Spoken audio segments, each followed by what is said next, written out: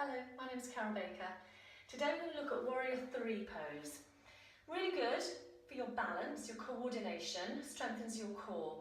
It's going to be a massive stretch for the hamstrings, it's going to work into the buttocks, and if you take your arms out to the side, it's going to open the chest.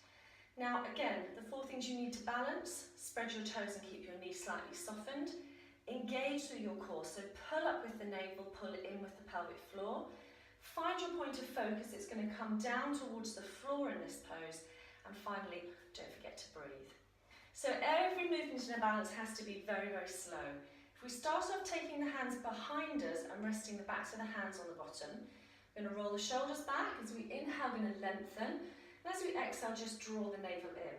We're going to start by looking forward, we're going to transfer the weight into this front foot. Inhale now, we're going to start to lift. And as we exhale, again, focusing on the core and our gaze point, we're going to start to tip forward. The back foot is flexed.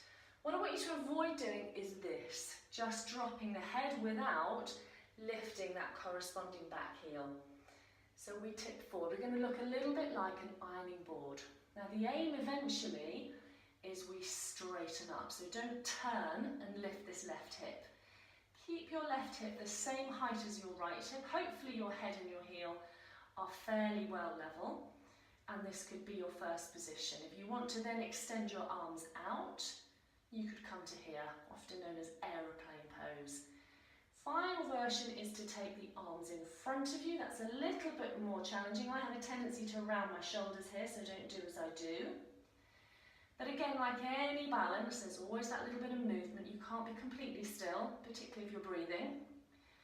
So when you're ready to come up, as much control and awareness as you went down.